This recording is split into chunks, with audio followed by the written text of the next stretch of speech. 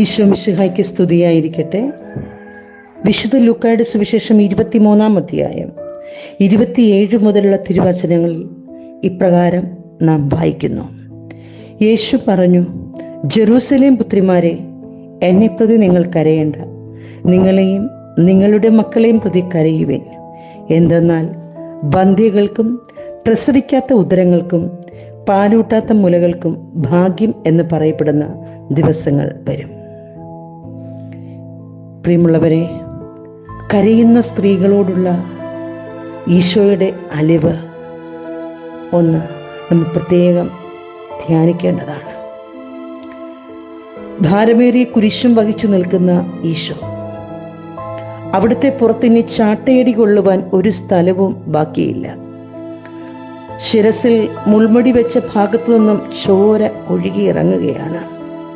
ആ നേരത്തും മറ്റുള്ളവരെ ആശ്വസിപ്പിക്കുവാൻ ശ്രമിക്കുന്ന ഈശോയുടെ ആ പ്രവൃത്തി ലോകത്തിന് മുൻപിൽ ഒരത്ഭുതമായി ഇന്നും നിലകൊള്ളുകയാണ്.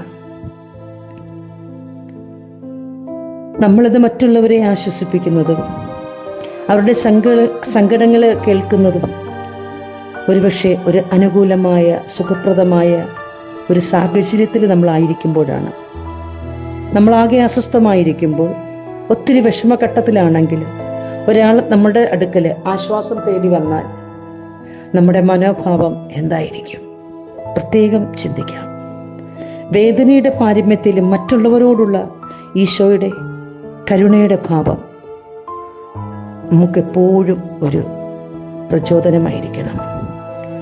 അനുദിന ജീവിതത്തിൽ കുറച്ചൊക്കെ, പ്രത്യേകിച്ച് ഈ നോമ്പുകാലത്ത്, ഈശോയുടെ ഈ മനോഭാവം കൊണ്ടുവരാൻ നമുക്ക് ഒരു ശ്രമം നടത്താം. മറ്റുള്ളവരോട് കരുണ കാണിക്കാൻ പ്രത്യേകിച്ച് ഒരവസരമൊന്നും സാഹചര്യമൊന്നും നോക്കേണ്ട കാര്യമില്ല.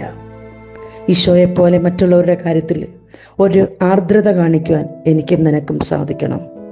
ഒപ്പം ഈശോ പറഞ്ഞതുപോലെ നമ്മെയും നമ്മുടെ തലമുറകളെയും ഓർത്ത് അനുദപിക്കാൻ, അവരുടെ തെറ്റുകളെയൊക്കെ ഓർത്ത് അനുദപിച്ച് പ്രാർത്ഥിക്കുവാൻ, ചുറ്റും നടക്കുന്ന ഓരോ കാര്യങ്ങളിലും ദൈവസാന്നിധ്യം കാണുവാനൊക്കെ നമുക്കൊന്ന് ശ്രമിക്കാം.